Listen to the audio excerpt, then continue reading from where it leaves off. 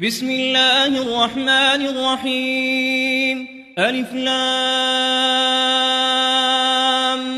ميم ذلك الكتاب لا ريب فيه هدى للمتقين الذين يؤمنون بالغيب ويقيمون الصلاة ومما رزقناهم ينفقون والذين يؤمنون بما أنزل إليك وما أنزل من قبلك وبالآخرة هم يوقنون أولئك على هدى من ربهم وأولئك هم المفلحون إن الذين كفروا سواء عليهم أأنذرتهم أم لم تنذرهم لا يؤمنون ختم الله على قلوبهم وعلى سمعهم وعلى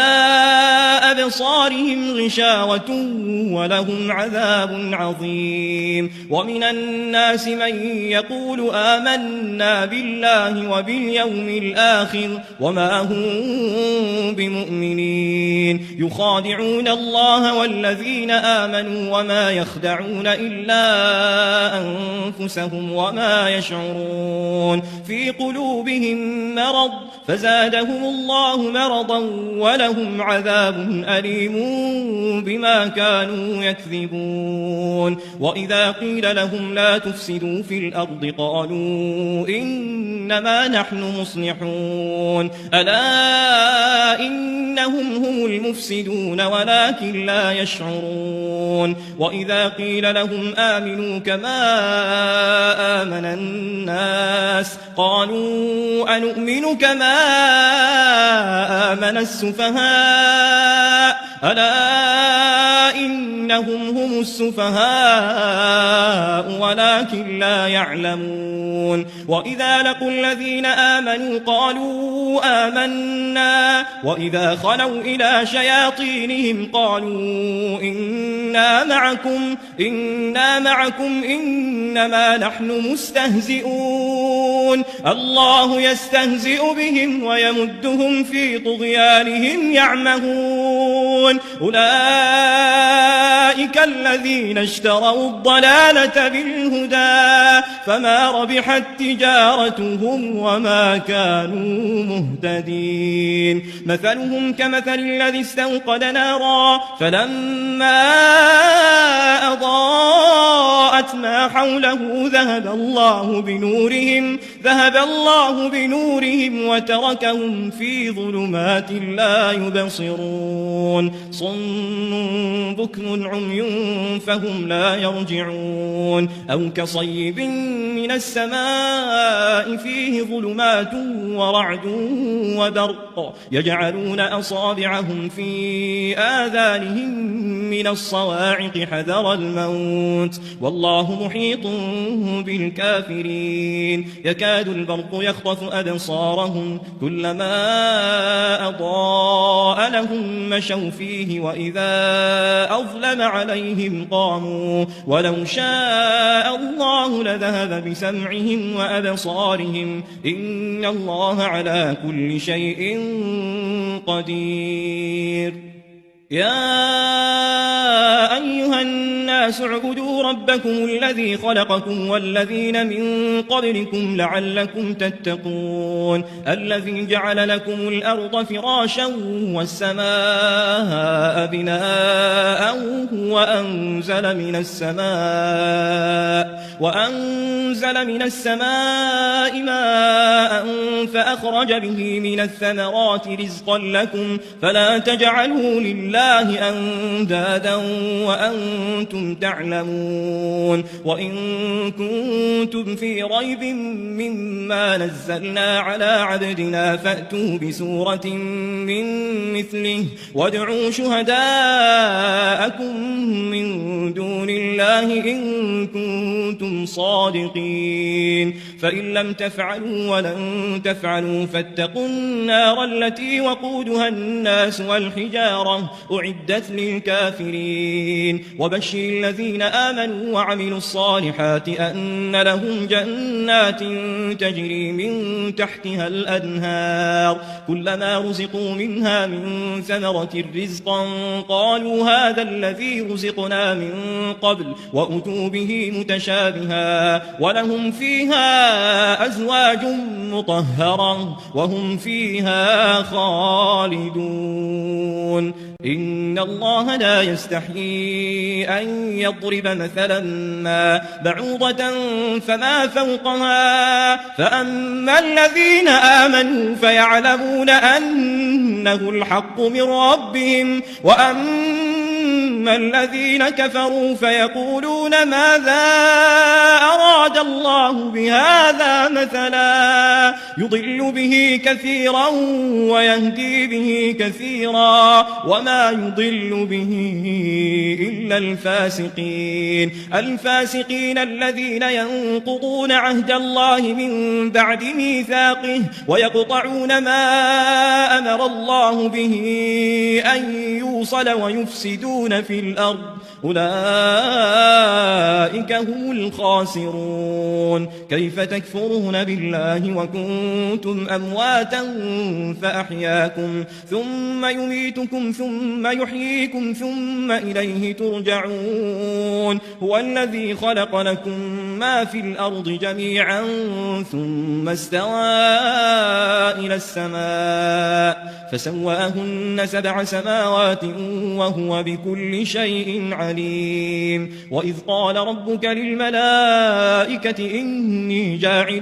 في الأرض خليفة قالوا أتجعل فيها من يفسد فيها ويسفك الدماء ونحن نسبح بحمدك ونقدس لك قال إني أعلم ما لا تعلمون وعلم آدم الأسماء كلها ثم عرضهم على الملائكة فقال أنبئوني بأسماء هؤلاء إن كنتم صادقين قالوا سبحانك لا علم لنا إلا ما علمتنا إنك أنت العليم الحكيم قال يا آدم أنبئهم بأسمائهم فلما أنبأهم بأسمائهم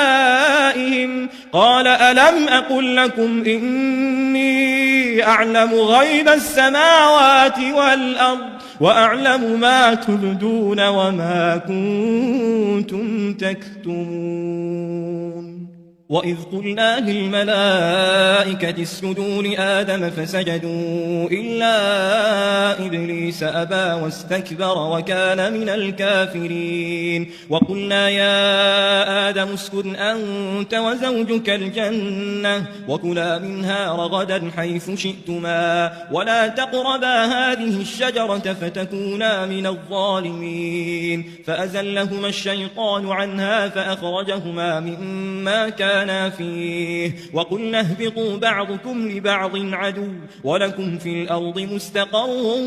ومتاع إلى حين فتلقى آدم من ربه كلمات فتاب عليه إنه هو التواب الرحيم قلنا اهبطوا منها جميعا فإما يأتينكم مني هدى فمن تبع هداي فلا خوف عليهم ولا هم يحزنون والذين كفروا وكذبوا بآياتنا أولئك أصحاب النار هم فيها خالدون يا بني إسرائيل اذكروا نعمتي التي أنعمت عليكم وأوفوا بعهدي أوف بعهدكم وإياي فارهبون وآمنوا بما أنزلت مصدقا لما معكم ولا تكونوا أول كافر به ولا تشتروا بآياتي ثمنا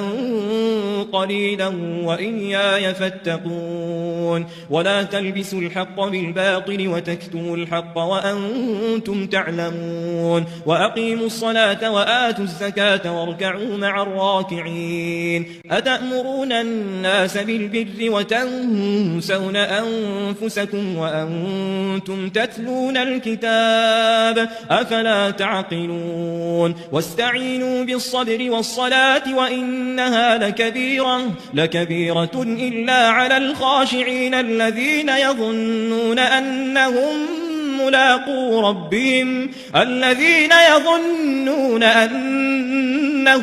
ملاقو ربهم وأنهم إليه راجعون يا بني إسرائيل اذكروا نعمتي التي أنعمت عليكم وأني فضلتكم على العالمين واتقوا يوما لا تجزي نفس عن نفس شيئا ولا يقبل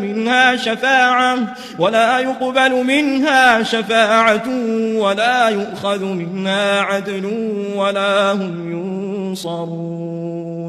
وإذ نجيناكم من آل فرعون يسومونكم سوء العذاب يذبحون أبناءكم ويستحيون نساءكم وفي ذلكم بلاء من ربكم عظيم وإذ فرقنا بكم البحر فأنجيناكم وأغرقنا آل فرعون وأنتم تنظرون وإذ واعدنا موسى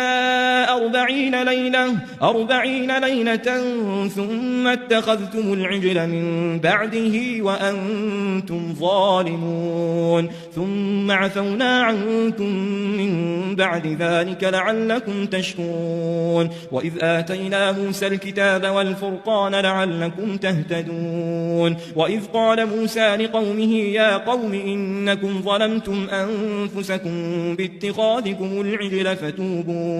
فتوبوا إلى بارئكم فاقتلوا أنفسكم ذلكم خير لكم عند بارئكم فتاب عليكم إنه هو التواب الرحيم وإذ قلتم يا موسى لن نؤمن لك حتى نرى الله جهرا فأخذتكم الصاعقة وأنتم تنظرون ثم بعثناكم من بعد موتكم لعلكم تشكرون وظللنا عليكم الغمام وأنزلنا عليكم المن والسلوى كلوا من طيبات ما رزقناكم وما ظلمونا ولكن كانوا أنفسهم يظلمون وإذ قلنا ادخلوا هذه القرية فكلوا منها حيث شئتم رغدا وادخلوا الباب سجدا وقولوا حطة نغفر لكم خطاياكم وسنزيد المحسنين فبدل الذين ظلموا قولا غير الذي قيل لهم فأنزلنا على الذين ظلموا رجزا من السماء بما كانوا يفسقون وإذ استسقى موسى لقومه فقلنا اضرب بعصاك الحجر فانفجرت منه 12 عينا قد علم كل أناس مشربهم كلوا واشربوا من رزق الله ولا تعثوا في الأرض مفسدين وإذ قلتم يا موسى لن نصبر على طعام واحد فادع لنا ربك يخرج لنا مما تنبت الأرض من بقلها وقثائها وفومها وعدسها وبصلها قال أتستبدلون الذي هو أدنى بالذي هو خير اهبطوا مصرا فإن لكم ما سألتم وضربت عليهم الذلة والمسكنة وباءوا بغضب من الله ذلك بأنهم كانوا يكفرون بآيات الله ويقتلون النبيين بغير الحق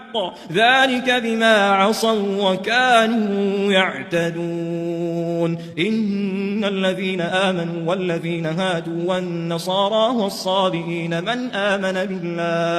من آمن بالله واليوم الآخر وعمل صالحا فلهم أجرهم عند ربهم ولا خوف عليهم ولا هم يحزنون وإذ أخذنا ميثاقكم ورفعنا فوقكم الطور خذوا ما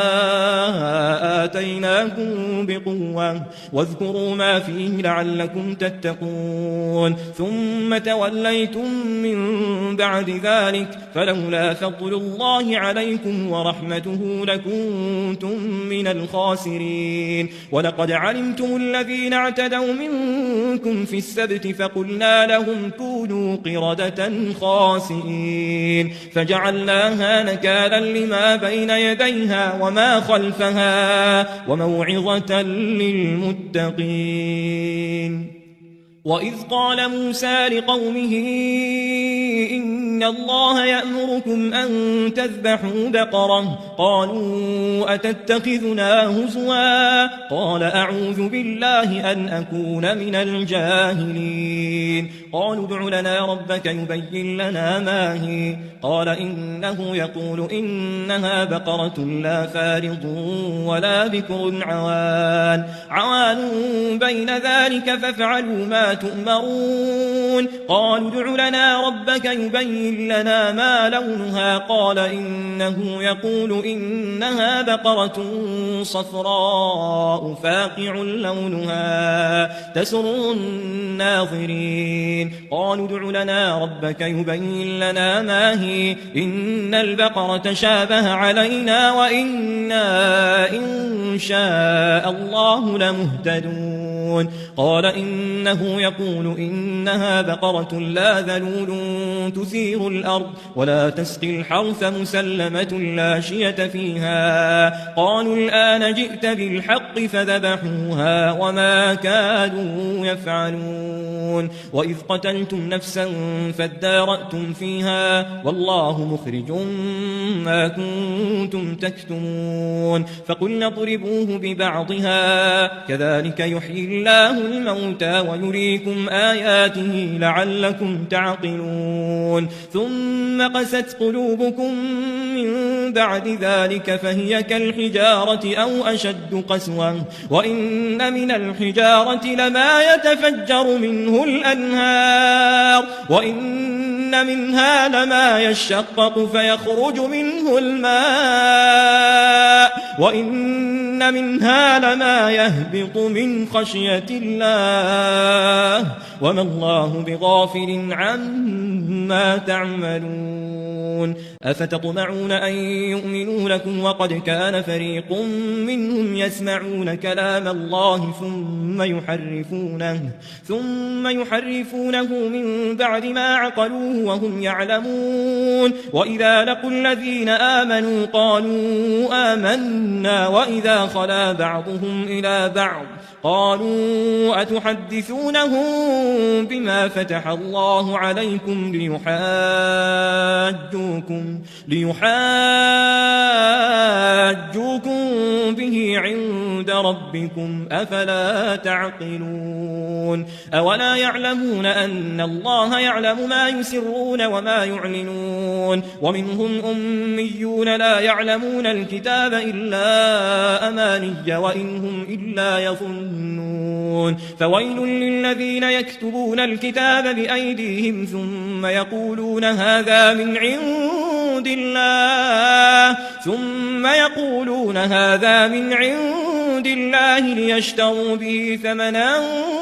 قليلا فويل لهم مما كتبت أيديهم وويل لهم مما يكسبون وقالوا لن تمسنا النار إلا أياما معدودة قل أتخذتم عند الله عهدا فلن يخلف الله عهده أم تقولون على الله ما لا تعلمون بلى من كسب سيئة وأحاطت به خطيئته فأولئك أصحاب النار هم فيها خالدون والذين آمنوا وعملوا الصالحات أولئك أصحاب الجنة هم فيها خالدون وإذ أخذنا ميثاق بني إسرائيل لا تعبدون إلا الله وبالوالدين إحسانا وذي القربى واليتامى والمساكين وقولوا للناس حسنا وأقيموا الصلاة وآتوا الزكاة ثم توليتم إلا قليلا منكم وأنتم معرضون وإذ أخذنا ميثاقكم لا تسفكون دماءكم ولا تخرجون أنفسكم من دياركم ثم أقررتم وأنتم تشهدون ثم أنتم هؤلاء تقتلون أنفسكم وتخرجون فريقا منكم من ديارهم تظاهرون عليهم بالإثم والعدوان وإن يأتوكم أسارى تفادوهم وهو محرم عليكم إخراجهم أفتؤمنون ببعض الكتاب وتكفرون ببعض فما جزاء من يفعل ذلك منكم إلا خزي في الحياة الدنيا ويوم القيامة يردون إلى أشد العذاب وما الله بغافل عما تعملون أولئك الذين اشتروا الحياة الدنيا بالآخرة فلا يخفف عنهم العذاب ولا هم ينصرون ولقد آتينا موسى الكتاب وقفينا من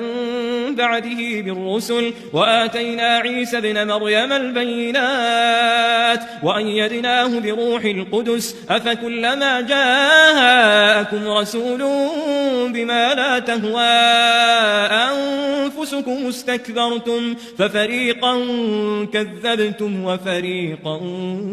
تقتلون وقالوا قلوبنا غلف بل لعنهم الله بكفرهم فقليلا ما يؤمنون ولما جاءهم كتاب من عند الله مصدق لما معهم وكانوا من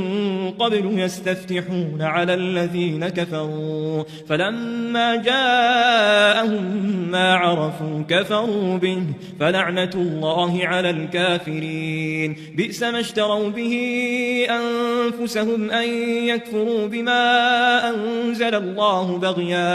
بغيا أن ينزل الله من فضله على من يشاء من عباده فباءوا بغضب على غضب وللكافرين عذاب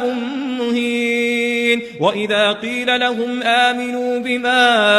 أنزل الله قالوا نؤمن بما أنزل علينا ويكفرون بما وراءه وهو الحق مصدقا لما معهم قل فلم تقتلون أنبياء الله من قبل إن كنتم مؤمنين ولقد جاءكم موسى بالبينات ثم اتخذتم العجل من بعده وأنتم ظالمون وإذ أخذنا ميثاقكم ورفعنا فوقكم الطور خذوا ما آتيناكم بقوة واسمعوا قالوا سمعنا وعصينا وأشربوا في قلوبهم العجل بكفرهم قل بئس ما يأمركم به إيمانكم إن كنتم مؤمنين قل إن كانت لكم الدار الآخرة عند الله خالصة من دون الناس فتمنوا الموت إن كنتم صادقين ولن يتمنوه أبدا بما قدمت أيديهم والله عليم بالظالمين ولتجدنهم أحرص الناس على حياة ومن الذين أشركوا يود أحدهم لو يعمر 1000 سنة وما هو بمزحزحه من العذاب أن يعمر والله بصير بما يعملون قل من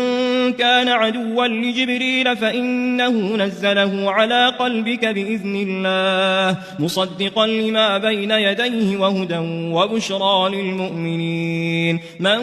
كان عدوا لله وملائكته ورسله وجبريل وميكال فإن الله عدو للكافرين ولقد أنزلنا إليك آيات بينات وما يكفر بها إلا الفاسقون أو كلما عاهدوا عهدا نبذه فريق منهم بل أكثرهم لا يؤمنون ولما جاءهم رسول من عند الله مصدق لما معهم نبذ فريق من الذين أوتوا الكتاب كتاب الله وراء ظهورهم كأنهم لا يعلمون واتبعوا ما تتلو الشياطين على ملك سليمان وما كفر سليمان ولكن الشياطين كفروا يعلمون الناس السحر وما أنزل على الملكين ببابل هاروت وماروت وما يعلمان من أحد حتى يقولا إنما نحن فتنة فلا تكفر فيتعلمون منهما ما يفرقون به بين المرء وزوجه وما هم بضارين به من أحد إلا بإذن الله ويتعلمون ما يضرهم ولا ينفعهم ولقد علموا لمن اشتراه ما له في الآخرة من خلاق ولبئس ما شروا به أنفسهم لو كانوا يعلمون ولو أنهم آمنوا واتقوا لمثوبة من عند الله خير لو كانوا يعلمون يا أيها الذين آمنوا لا تقولوا راعنا وقولوا انظرنا واسمعوا وللكافرين عذاب أليم ما يود الذين كفروا من أهل الكتاب ولا المشركين أن ينزل عليكم من خير من ربكم والله يختص برحمته من يشاء والله ذو الفضل العظيم ما ننسخ من آية أو ننسها نأت بخير منها أو مثلها ألم تعلم أن الله على كل شيء قدير ألم تعلم أن الله له ملك السماوات والأرض وما لكم من دون الله من ولي ولا نصير أم تريدون أن تسألوا رسولكم كما سئل موسى من قبل ومن يتبدل الكفر بالإيمان فقد ضل سواء السبيل ود كثير من أهل الكتاب لو يردونكم من بعد إيمانكم كفارا حسدا من عند أنفسهم من بعد ما تبين لهم الحق فاعفوا واصفحوا حتى يأتي الله بأمره إن الله على كل شيء قدير وأقيموا الصلاة وآتوا الزكاة وما تقدموا لأنفسكم من خير تجدوه عند الله إن الله بما تعملون بصير وقالوا لن يدخل الجنة إلا من كان هودا أو نصارى تلك أمانيهم قل هاتوا برهانكم إن كنتم صادقين بلى من أسلم وجهه لله وهو محسن فله أجره عند ربه ولا خوف عليهم ولا هم يحزنون وقالت اليهود ليست النصارى على شيء وقالت النصارى ليست اليهود على شيء وهم يتلون الكتاب كذلك قال الذين لا يعلمون مثل قولهم فالله يحكم بينهم يوم القيامة فيما كانوا فيه يختلفون ومن أظلم ممن منع مساجد الله أن يذكر فيها اسمه وسعى في خرابها أولئك ما كان لهم أن يدخلوها إلا خائفين لهم في الدنيا خزي ولهم في الآخرة عذاب عظيم ولله المشرق والمغرب فأينما تولوا فثم وجه الله إن الله واسع عليم وقالوا اتخذ الله ولدا سبحانه بل له ما في السماوات والأرض كل له قانتون بديع السماوات والأرض وإذا قضى أمرا فإنما يقول له كن فيكون وقال الذين لا يعلمون لولا يكلمنا الله أو تأتينا آية كذلك قال الذين من قبلهم مثل قولهم تشابهت قلوبهم قد بينا الآيات لقوم يوقنون إنا أرسلناك بالحق بشيرا ونذيرا ولا تسأل عن أصحاب الجحيم ولن ترضى عنك اليهود ولا النصارى حتى تتبع ملتهم قل إن هدى الله هو الهدى ولئن اتبعت أهواءهم بعد الذي جاءك من العلم ما لك من الله من ولي ولا نصير الذين آتيناهم الكتاب يتلونه حق تلاوته أولئك يؤمنون به ومن يكفر به فأولئك هم الخاسرون يا بني إسرائيل اذكروا نعمتي التي أنعمت عليكم وأني فضلتكم على العالمين واتقوا يوما لا تجزي نفس عن نفس شيئا ولا يقبل منها عدل ولا تنفعها شفاعة ولا هم ينصرون وإذ ابتلى إبراهيم ربه بكلمات فأتمهن قال إني جاعلك للناس إماما قال ومن ذريتي قال لا ينال عهد الظالمين وإذ جعلنا البيت مثابة للناس وأمنا واتخذوا من مقام إبراهيم مصلى وعهدنا إلى إبراهيم وإسماعيل أن طهرا بيتي للطائفين والعاكفين والركع السجود وإذ قال إبراهيم رب اجعل هذا بلدا آمنا وارزق أهله من الثمرات من آمن منهم بالله واليوم الآخر قال ومن كفر فأمتعه قليلا ثم أضطره إلى عذاب النار وبئس المصير بصير وإذ يرفع إبراهيم القواعد من البيت وإسماعيل ربنا تقبل منا إنك أنت السميع العليم ربنا وجعلنا مسلمين لك ومن ذريتنا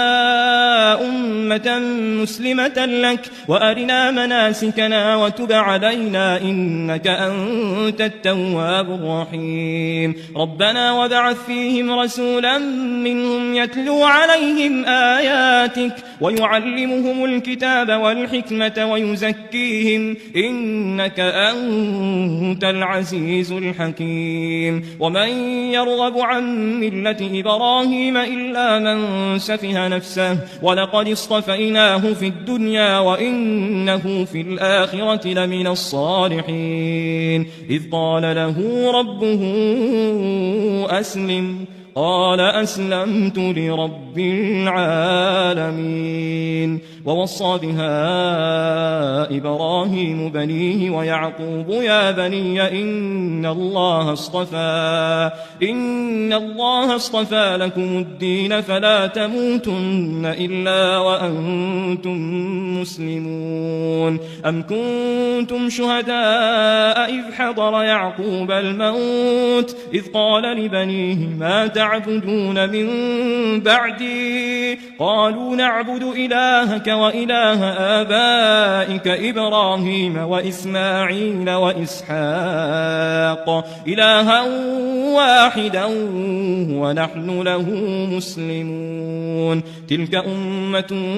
قد خلت لها ما كسبت ولكم ما كسبتم ولا تسألون عما كانوا يعملون وقالوا كونوا هودا أو نصارى تهتدوا قل بل ملة إبراهيم حنيفا وما كان من المشركين قولوا آمنا بالله وما أنزل إلينا وما أنزل إلى إبراهيم وإسماعيل وإسحاق ويعقوب والأسباط وما أوتي موسى وعيسى وما أوتي النبيون من ربهم لا نفرق بين أحد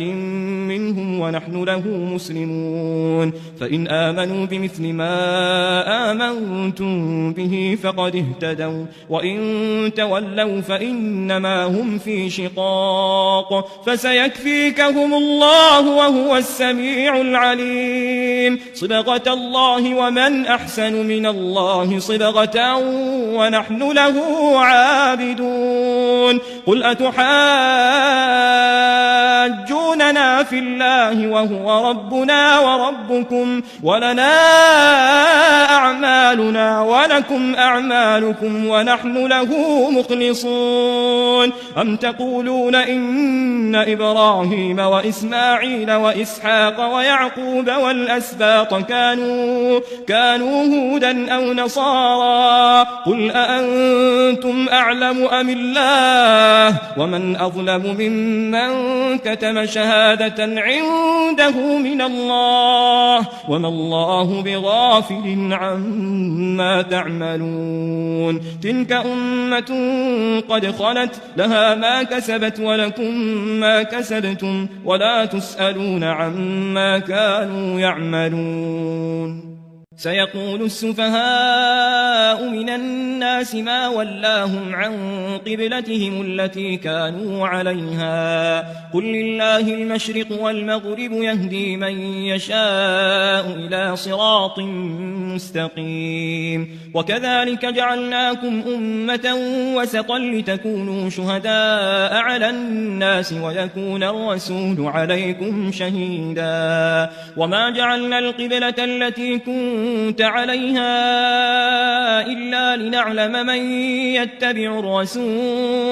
إلا لنعلم من يتبع الرسول ممن ينقلب على عقبيه وإن كانت لكبيرة إلا على الذين هدى الله وما كان الله ليضيع إيمانكم إن الله بالناس لرؤوف رحيم قد نرى تقلب وجهك في السماء فلنولينك قبلة ترضاها فول وجهك شطر المسجد الحرام وحيث ما كنتم فولوا وجوهكم شطره وإن الذين أوتوا الكتاب ليعلمون أنه الحق من ربهم وما الله بغافل عما يعملون ولئن أتيت الذين أوتوا الكتاب بكل آية ما تبعوا قبلتك وما أنت بتابع قبلتهم وما بعضهم بتابع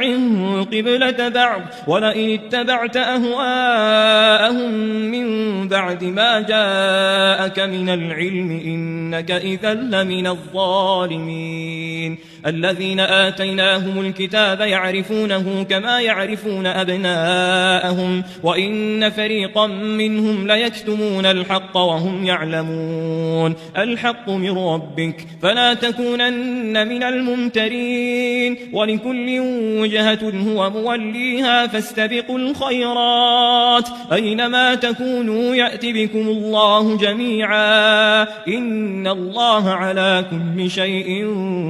قدير ومن حيث خرجت فول وجهك شطر المسجد الحرام وإنه للحق من ربك وما الله بغافل عما تعملون ومن حيث خرجت فول وجهك شطر المسجد الحرام وحيث ما كنتم فولوا وجوهكم شطره لئلا يكون للناس عليكم حجة إلا الذين ظلموا منهم فلا تخشوهم واخشوني ولأتم نعمتي عليكم ولعلكم تهتدون كما أرسلنا فيكم رسولا منكم يتلو عليكم آياتنا ويزكيكم ويعلمكم الكتاب والحكمة ويعلمكم ما لم تكونوا تعلمون فاذكروني أذكركم واشكروا لي ولا تكفرون يا أيها الذين آمنوا استعينوا بالصبر والصلاة إن الله مع الصابرين ولا تقولوا لمن يقتل في سبيل الله أموات بل أحياء ولكن لا تشعرون ولنبلونكم بشيء من الخوف والجوع ونقص من الأموال والأنفس والثمرات وبشر الصابرين الذين إذا أصابتهم مصيبة قالوا إنا لله وإنا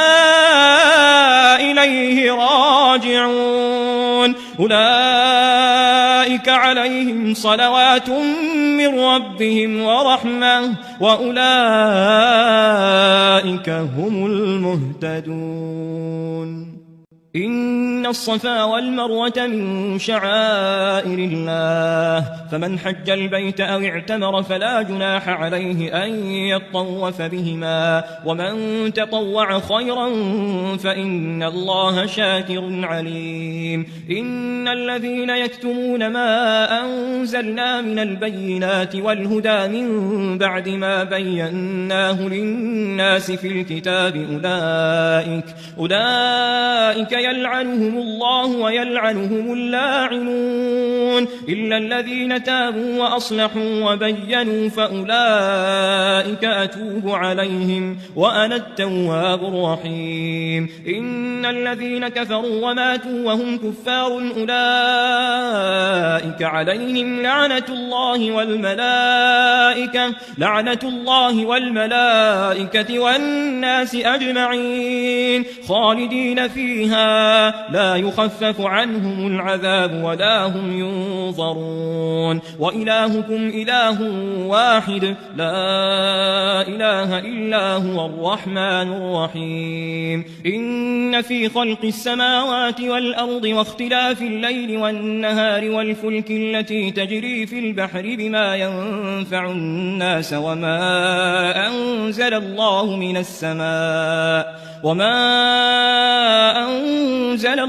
من السماء من ماء فأحيا به الأرض بعد موتها وبث فيها من كل دابة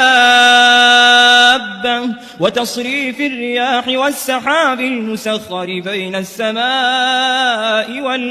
بين السماء والأرض لآيات لقوم يعقلون ومن الناس من يتخذ من دون الله أندادا يحبونهم كحب الله والذين آمنوا أشد حبا لله ولو يرى الذين ظلموا إذ يرون العذاب أن القوة لله جميعا وأن الله شديد العذاب إذ تبرأ الذين اتبعوا من الذين اتبعوا ورأوا العذاب وتقطعت بهم الأسباب وقال الذين اتبعوا لو أن لنا كرة فنتبرأ منهم كما تبرأوا منا كذلك يريهم الله أعمالهم حسرات عليهم وما هم بخارجين من النار يا أيها الناس كلوا مما في الأرض حلالا طيبا ولا تتبعوا خطوات الشيطان إنه لكم عدو مبين إنما يأمركم بالسوء والفحشاء وأن تقولوا على الله ما لا تعلمون وإذا قيل لهم اتبعوا ما أنزل الله قالوا بل نتبع ما ألفينا عليه آباءنا أولو كان آباؤهم لا يعقلون شيئا ولا يهتدون ومثل الذين كفروا كمثل الذي ينعق بما لا يسمع إلا دعاء ونداء صم بكم عمي فهم لا يعقلون يا أيها الذين آمنوا كلوا من طيبات ما رزقناكم واشكروا لله إن كنتم إياه تعبدون إنما حرم عليكم الميتة والدم ولحم الخنزير وما أهل به لغير الله فمن اضطر غير باغ ولا عاد فلا إثم عليه إن الله غفور رحيم إن الذين يكتمون ما أنزل الله من الكتاب ويشترون به ثمنا قليلا أولئك ما يأكلون في بطونهم إلا النار ولا يكلمهم الله يوم القيامة ولا يزكيهم ولهم عذاب أليم أولئك الذين اشتروا الضلالة بالهدى والعذاب بالمغفرة فما أصبرهم على النار ذلك بأن الله نزل الكتاب بالحق وإن الذين اختلفوا في الكتاب لفي شقاق بعيد ليس البر أن تولوا وجوهكم قبل المشرق والمغرب ولكن البر من آمن بالله واليوم الآخر والملائكة والكتاب والنبيين وآتى المال على حبه ذوي القربى واليتامى والمساكين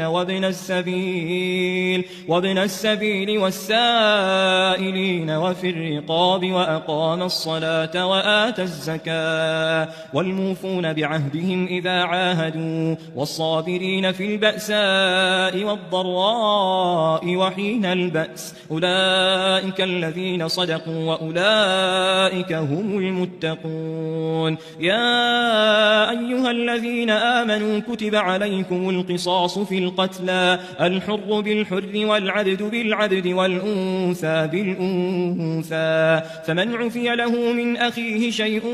فاتباع بالمعروف وأداء إليه بإحسان ذلك تخفيف من ربكم ورحمة فمن اعتدى بعد ذلك فله عذاب أليم. ولكم في القصاص حياة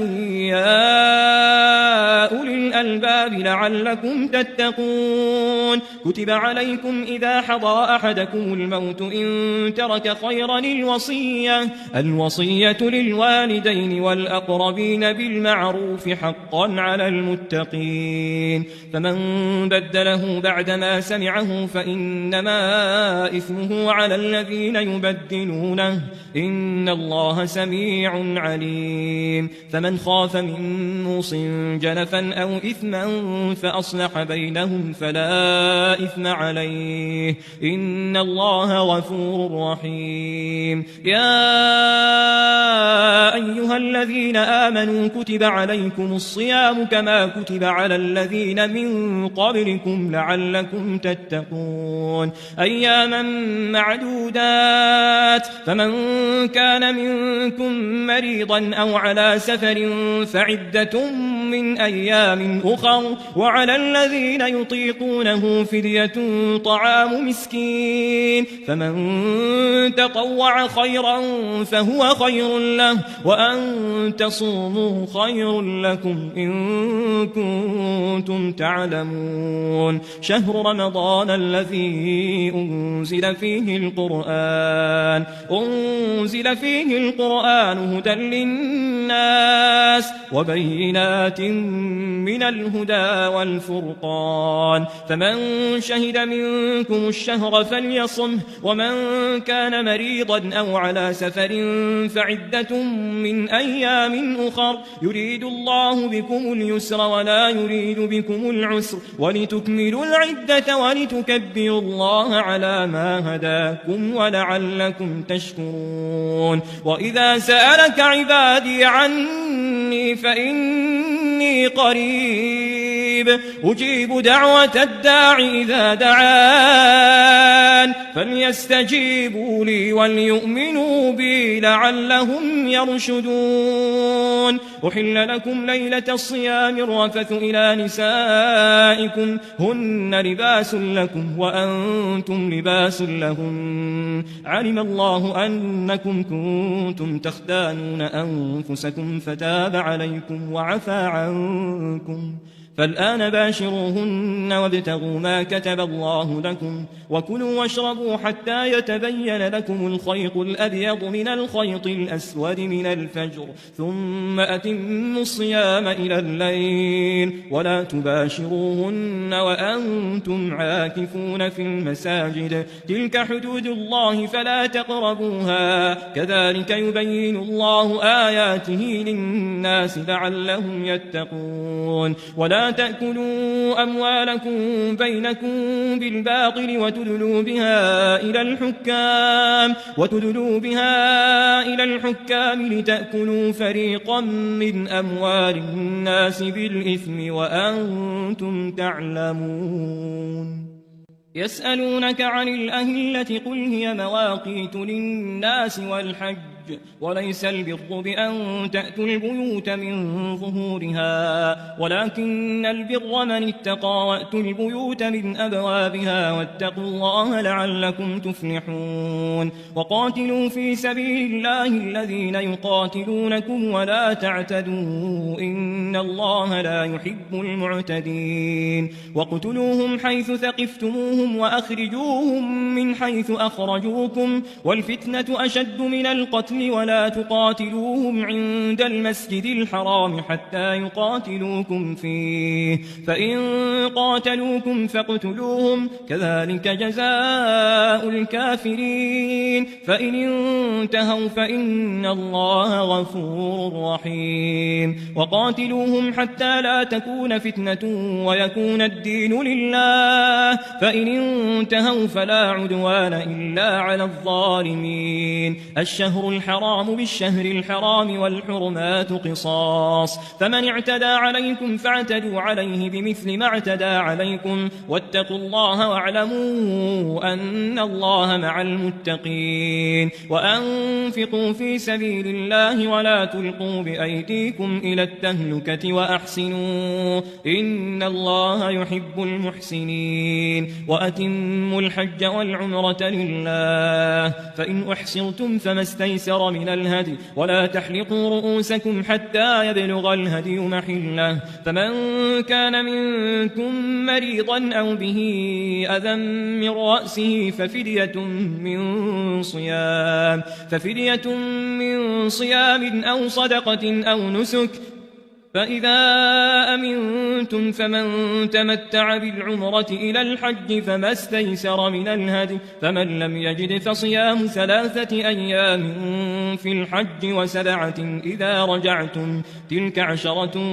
كاملة ذلك لمن لم يكن أهله حاضر المسجد الحرام واتقوا الله واعلموا أن الله شديد العقاب الحج أشهر معلومات فمن فرض فيهن الحج فلا رفث ولا فسوق ولا جدال في الحج وما تفعلوا من خير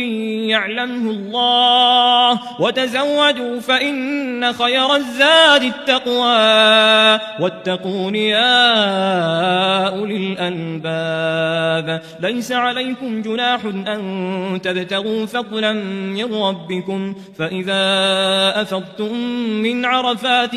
فاذكروا الله عند المشعر الحرام واذكروه كما هداكم وإن كنتم من قبله لمن الضالين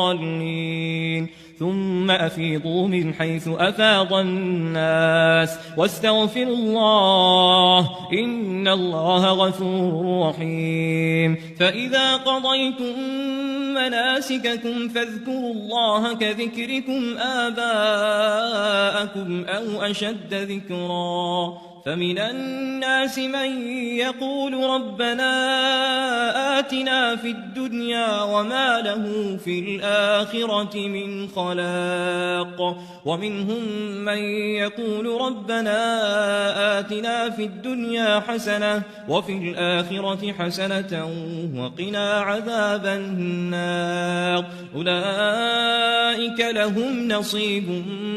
مما كسبوا والله سريع الحساب واذكروا الله في أيام معدودات فمن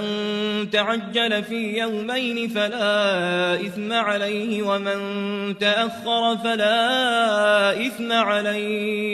فلا إثم عليه لمن اتقى واتقوا الله واعلموا أنكم إليه تحشرون ومن الناس من يعجبك قوله في الحياة الدنيا ويشهد الله على ما في قلبه وهو ألد الخصام وإذا تولى سعى في الأرض ليفسد فيها ويهلك الحرث والنسل والله لا يحب الفساد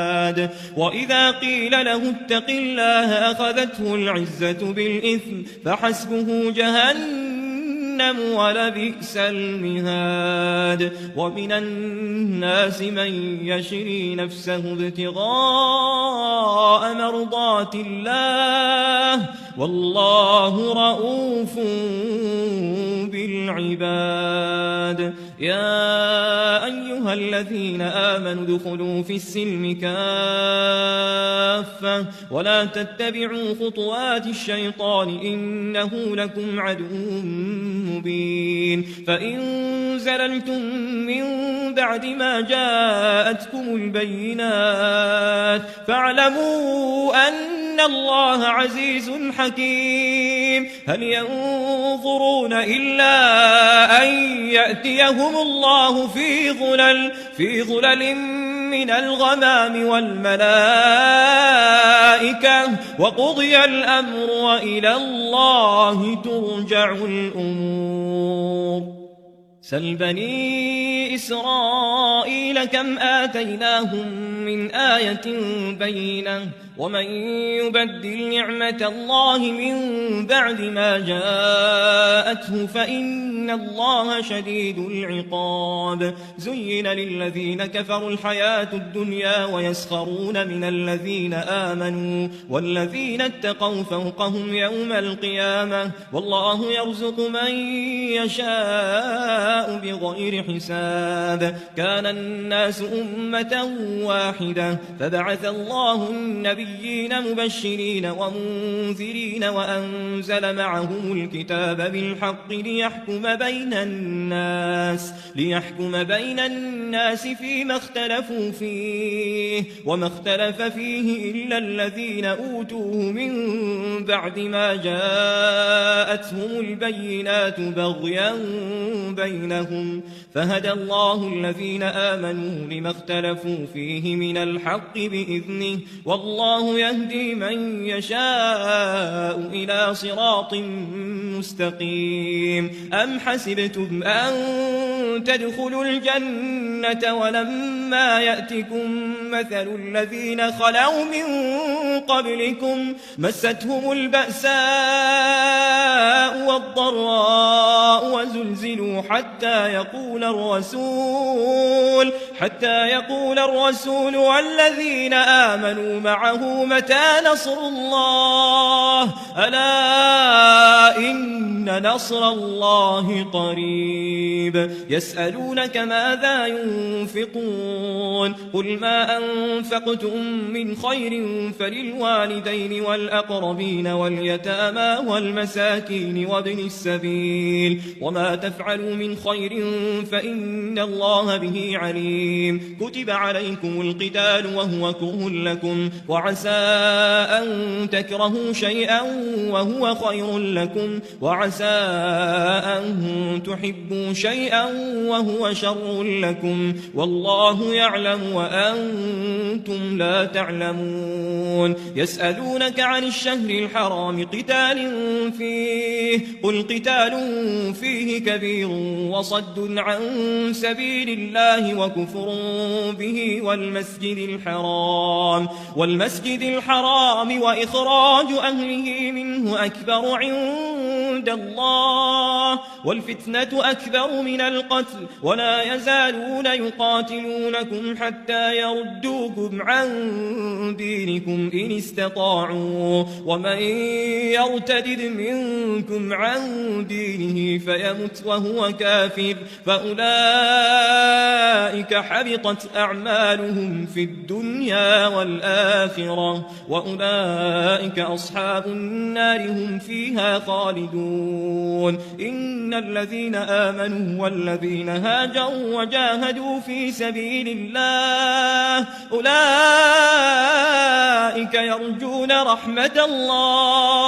يرجون رحمة الله والله غفور رحيم يسألونك عن الخمر والميسر قل فيهما إثم كبير ومنافع للناس وإثمهما أكبر من نفعهما ويسألونك ماذا ينفقون قل العفو كذلك يبين الله لكم الآيات لعلكم تتفكرون في الدنيا والآخرة ويسألونك عن اليتامى قل إصلاح لهم خير وإن تخالطوهم فإخوانكم والله يعلم المفسد من المصلح ولو شاء الله لأعنتكم إن الله عزيز حكيم ولا تنكحوا المشركات حتى يؤمن ولأمة مؤمنة خير من مشركة ولو أعجبتكم ولا تنكحوا المشركين حتى يؤمنوا ولعبد مؤمن مؤمن خير من مشرك ولو أعجبكم أولئك يدعون إلى النار والله يدعو إلى الجنة والمغفرة بإذنه ويبين آياته للناس لعلهم يتذكرون ويسألونك عن المحيض قل هو أذى فاعتزلوا النساء في المحيض ولا تقربوهن حتى يطهرن فإذا تطهرن فأتوهن من حيث أمركم الله إن الله يحب التوابين ويحب المتطهرين نساؤكم حرث لكم فأتوا حرثكم أنى شئتم وقدموا لأنفسكم واتقوا الله واعلموا أنكم ملاقوه وبشر المؤمنين ولا تجعلوا الله عرضة لأيمانكم أن تبروا وتتقوا وتصلحوا بين الناس والله سميع عليم لا يؤاخذكم الله باللغو في أيمانكم ولكن يؤاخذكم بما كسبت قلوبكم والله غفور حليم للذين يؤلون من نسائهم تربص 4 أشهر فإن فاءوا فإن الله غفور رحيم وإن عزموا الطلاق فإن الله سميع عليم والمطلقات يتربصن بأنفسهن 3 قروء ولا يحل لهن أن يكتمن ما خلق الله في أرحامهن إن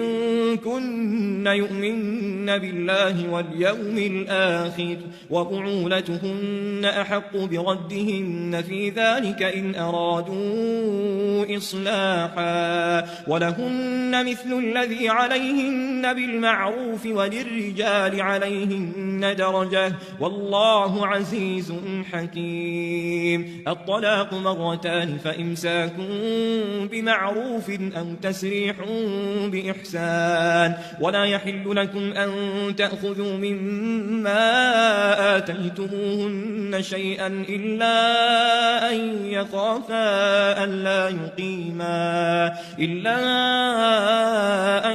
يخافا ألا يقيما حدود الله فإن خفتم ألا يقيما حدود الله فلا جناح عليهما فيما افتدت به تلك حدود الله فلا تعتدوها ومن يتعد حدود الله فأولئك هم الظالمون فإن طلقها فلا تحل له من بعد حتى تنكح زوجا غيره فإن طلقها فلا جناح عليهما أن يتراجعا إن ظنا أن يقيما حدود الله وتلك حدود الله يبينها لقوم يعلمون وإذا طلقتم النساء فبلغن أجلهن فأمسكوهن بمعروف أو سرحوهن بمعروف ولا تمسكوهن ضرارا لتعتدوا ومن يفعل ذلك فقد ظلم نفسه ولا تتخذوا آيات الله هزوا واذكروا نعمة الله عليكم وما أنزل عليكم من الكتاب والحكمة يعظكم به واتقوا الله واعلموا أن الله بكل شيء عليم وإذا طلقتم النساء فبلغن أجلهن فلا تعضلوهن أن ينكحن أزواجهن إذا تراضوا بينهم بالمعروف ذلك يوعظ به من كان منكم يؤمن بالله واليوم الآخر ذلكم أزكى لكم وأطهر والله يعلم وأنتم لا تعلمون والوالدات يرضعن أولادهن حولين كاملين لمن أراد أن يتم الرضاعة وعلى المولود له رزقهن وكسوتهن بالمعروف لا تكلف نفس إلا وسعها لا تضار والدة بولدها ولا مولود له بولده وعلى الوارث مثل ذلك فإن أرادا فصالا عن تراض منهما وتشاور فلا جناح عليهما وإن أردتم أن تسترضعوا أولادكم فلا جناح عليكم إذا سلمتم ما آتيتم بالمعروف واتقوا الله واعلموا أن الله بما تعملون بصير والذين يتوفون منكم ويذرون أزواجا يتربصن بأنفسهن 4 أشهر وعشرا فإذا بلغن أجلهن فلا جناح عليكم فيما فعلن في أنفسهن بالمعروف والله بما تعملون خبير ولا جناح عليكم فيما عرضتم به من خطبة النساء أو أكننتم في أنفسكم علم الله أنكم ستذكرونهن ولكن لا تواعدوهن سرا إلا أن تقولوا قولا معروفا ولا تعزموا عقدة النكاح حتى يبلغ الكتاب أجله واعلموا أن الله يعلم ما في أنفسكم فاحذروه واعلموا أن الله غفور حليم لا جناح عليكم إن طلقتم النساء ما لم تمسوهن أو تفرضوا لهن فريضة ومتعوهن على الموسع قدره وعلى المقتر قدره متاعا بالمعروف حقا على المحسنين وإن طلقتموهن من قبل أن تمسوهن وقد فرضتم لهن فريضة فنصف ما فرضتم إلا أن يعفون أو يعفو الذي بيده عقدة النكاح وأن تعفوا أقرب للتقوى ولا تنسوا الفضل بينكم إن الله بما تعملون بصير حافظوا على الصلوات والصلاة الوسطى وقوموا لله قانتين فإن خفتم فرجالا أو ركبانا فإذا أمنتم فاذكروا الله كما علمكم ما لم تكونوا تعلمون والذين يتوفون منكم ويذرون أزواجا وصية لأزواجهم متاعا إلى الحول غير إخراج فإن خرجن فلا جناح عليكم فيما فعلن في أنفسهن من معروف والله عزيز حكيم وللمطلقات متاع بالمعروف حقا على المتقين كذلك يبين الله لكم آياته لعلكم تعقلون ألم تر إلى الذين خرجوا من ديارهم وهم ألوف حذر الموت فقال لهم الله موتوا ثم أحياهم إن الله لذو فضل على الناس ولكن أكثر الناس لا يشكرون وقاتلوا في سبيل الله واعلموا أن الله سميع عليم من ذا الذي يقرض الله قرضا حسنا فيضاعفه له أضعافا كثيرة والله يقبض ويبسط وإليه ترجعون ألم تر إلى الملأ من بني إسرائيل من بعد موسى إذ قالوا لنبي له بعث لنا ملكا نقاتل في سبيل الله قال هل عسيتم إن كتب عليكم القتال ألا تقاتلوا قالوا وما لنا ألا نقاتل في سبيل الله وقد أخرجنا من ديارنا وأبنائنا فلما كتب عليهم القتال تولوا إلا قليلا منهم والله عليم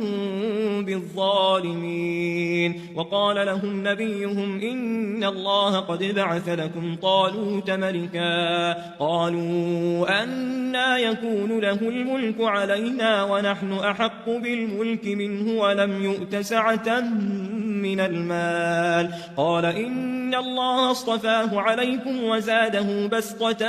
في العلم والجسم والله يؤتي ملكه من يشاء والله واسع عليم وقال لهم نبيهم إن آية ملكه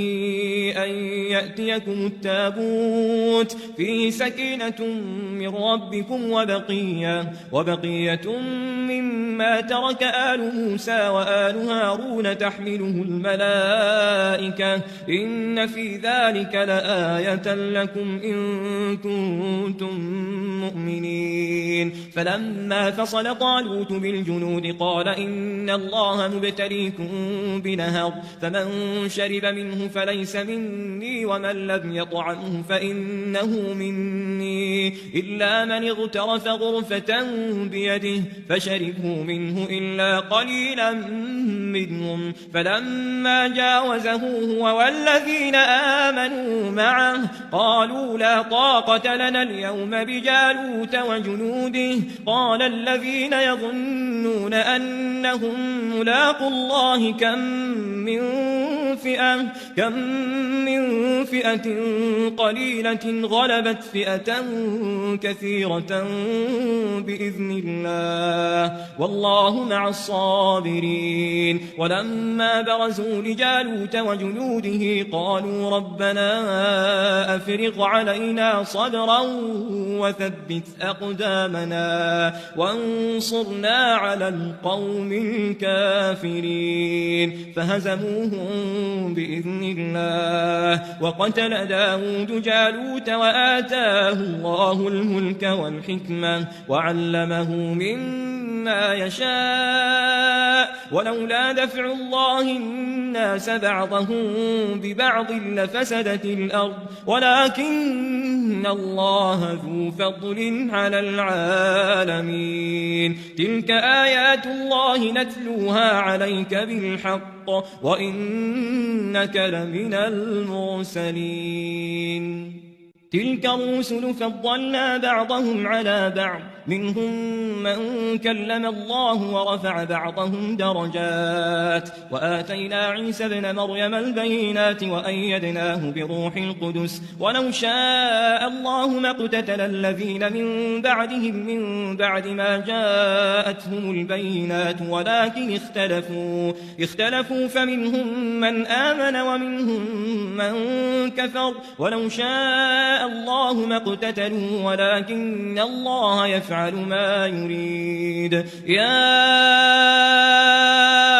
أيها الذين آمنوا أنفقوا مما رزقناكم من قبل أن يأتي يوم لا بيع فيه ولا خلة ولا شفاعة والكافرون هم الظالمون الله لا إله إلا هو الحي القيوم لا تأخذه سنة ولا نوم له ما في السماوات وما في الأرض من ذا الذي يشفع عنده إلا بإذنه يعلم ما بين أيديهم وما خلفهم ولا يحيطون بشيء من علمه إلا بما شاء وسع كرسيه السماوات والأرض ولا يؤوده حفظهما وهو العلي العظيم لا إكراه في الدين قد تبين الرشد من الغي فمن يكفر بالطاغوت ويؤمن بالله فقد استمسك بالعروة الوثقى لا انفصام لها والله سميع عليم الله ولي الذين آمنوا يخرجهم من الظلمات إلى النور والذين كفروا أولياؤهم الطاغوت يخرجونهم من النور إلى الظلمات أولئك أصحاب النار هم فيها خالدون ألم تر إلى الذي حاج إبراهيم في ربه أن آتاه الله الملك إذ قال إبراهيم ربي الذي يحيي ويميت قال أنا أحيي وأميت قال إبراهيم فإن الله يأتي بالشمس من المشرق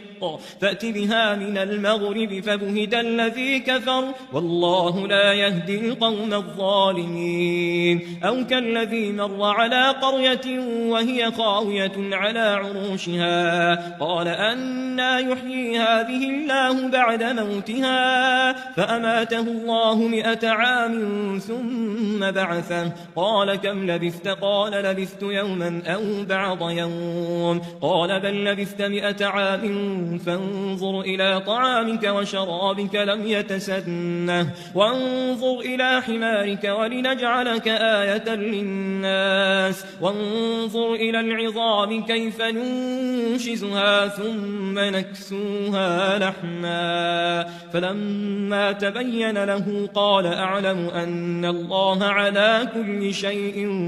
قدير وإذ قال إبراهيم رب أرني كيف تحيي الموتى قال أولم تؤمن قال بلى ولكن ليطمئن قلبي قال فخذ 4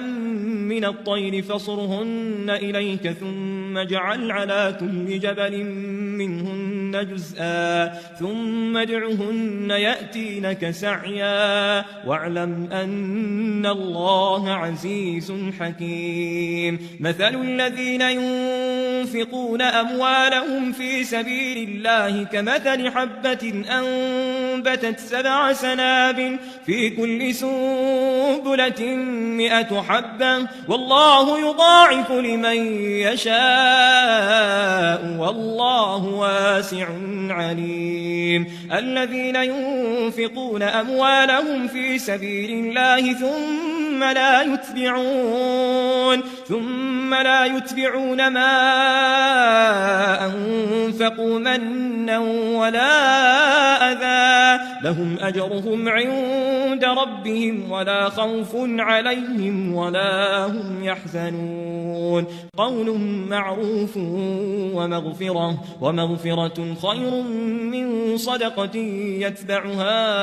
أذى والله غني حليم يا أيها الذين آمنوا لا تبطلوا صدقاتكم بالمن والأذى كالذي ينفق ماله رئاء الناس ولا يؤمن بالله واليوم الآخر فمثله كمثل صفوان عليه تراب فأصابه وابل فتركه صلدا لا يقدرون على شيء مما كسبوا والله لا يهدي القوم الكافرين ومثل الذين ينفقون أموالهم ابتغاء مرضات الله وتثبيتا من أنفسهم كمثل جنة بربوة أصابها وابل فآتت أكلها ضعفين فإن لم يصبها وابل فطل والله بما تعملون بصير أيود أحدكم أن تكون له جنة من نخيل وأعناب تجري من تحتها الأنهار له فيها من كل الثمرات وأصابه الكبر وله ذرية ضعفاء فأصابها إعصار فيه نار فاحترقت كذلك يبين الله لكم الآيات لعلكم تتفكرون يا أيها الذين آمنوا أنفقوا من طيبات ما كسبتم ومما أخرجنا لكم من الأرض ولا تيمموا الخبيث منه تنفقون ولستم بآخذيه إلا أن تغمضوا فيه واعلموا أن الله غني حميد. الشيطان يعدكم الفقر ويأمركم بالفحشاء والله يعدكم مغفرة منه وفضلا والله واسع عليم. يؤتي الحكمة من يشاء ومن يؤت الحكمة فقد أوتي خيرا كثيرا وما يذكر إلا أولو الألباب. وما أنفقتم من نفقة أو نذرتم من نذر فإن الله يعلمه وما للظالمين من أنصار. إن تبدوا الصدقات فنعما هي وإن تخفوها وتؤتوها الفقراء فهو خير لكم ويكفر عنكم من سيئاتكم والله بما تعملون خبير. ليس عليك هداهم ولكن الله يهدي من يشاء وما تنفقوا من خير فلأنفسكم وما تنفقون إلا ابتغاء وجه الله وما تنفقوا من خير يوفى إليكم وأنتم لا تظلمون. للفقراء الذين أحصروا في سبيل الله لا يستطيعون ضربا في الأرض يحسبهم الجاهل أغنياء من التعفف تعرفهم بسيماهم لا يسألون الناس إلحافا وما تنفقوا من خير فإن الله به عليم. الذين ينفقون أموالهم بالليل والنهار سرا وعلانية فلهم أجرهم عند ربهم ولا خوف عليهم ولا هم يحزنون. الذين يأكلون الربا لا يقومون إلا كما يقوم الذي يتخبطه الشيطان من المس ذلك بأنهم قالوا إنما البيع مثل الربا وأحل الله البيع وحرم الربا. فمن جاءه موعظة من ربه فانتهى فله ما سلف وأمره إلى الله ومن عاد فأولئك أصحاب النار هم فيها خالدون. يمحق الله الربا ويربي الصدقات والله لا يحب كل كفار أثيم. إن الذين آمنوا وعملوا الصالحات وأقاموا الصلاة وآتوا الزكاة لهم أجرهم عند ربهم ولا خوف عليهم ولا هم يحزنون. يا أيها الذين آمنوا اتقوا الله وذروا ما بقي من الربا إن كنتم مؤمنين فإن لم تفعلوا فأذنوا بحرب من الله ورسوله وإن تبتم فلكم رؤوس أموالكم لا تظلمون ولا تظلمون. وإن كان ذو عسرة فنظرة إلى ميسرة وأن تصدقوا خير لكم إن كنتم تعلمون. واتقوا يوما ترجعون فيه إلى الله ثم توفى كل نفس ما كسبت وهم لا يظلمون. يا أيها الذين آمنوا إذا تداينتم بدين إلى أجل مسمى فاكتبوه وليكتب بينكم كاتب بالعدل ولا يأب كاتب أن يكتب كما علمه الله فليكتب وليملل الذي عليه الحق وليتق الله ربه ولا يبخس منه شيئا فإن كان الذي عليه الحق سفيها أو ضعيفا أو لا يستطيع أن يمل هو فليملل وليه بالعدل واستشهدوا شهيدين من رجالكم فإن لم يكونا رجلين فرجل وامرأتان ممن ترضون من الشهداء أن تضل إحداهما فتذكر إحداهما الأخرى ولا يأبى الشهداء إذا ما دعوا ولا تسأموا أن تكتبوه منه صغيرا أو كبيرا إلى أجله ذلكم أقسط عند الله وأقوم للشهادة وأدنى ألا ترتابوا إلا أن تكون تجارة حاضرة تديرونها بينكم فليس عليكم جناح ألا تكتبوها وأشهدوا إذا تبايعتم ولا يضار كاتب ولا شهيد وإن تفعلوا فإنه فسوق بكم واتقوا الله ويعلمكم الله والله بكل شيء عليم وإن كنتم على سفر ولم تجدوا كاتبا فرهان مقبوضة فإن أمن بعضكم بعضا فليؤدي الذي اؤتمن أمانته وليتق الله ربه ولا تكتموا الشهادة ومن يكتمها فإنه آثم قلبه والله بما تعملون عليم لله ما في السماوات وما في الأرض وإن تبدوا ما في أنفسكم أو تخفوه يحاسبكم به الله فيغفر لمن يشاء ويعذب من يشاء والله على كل شيء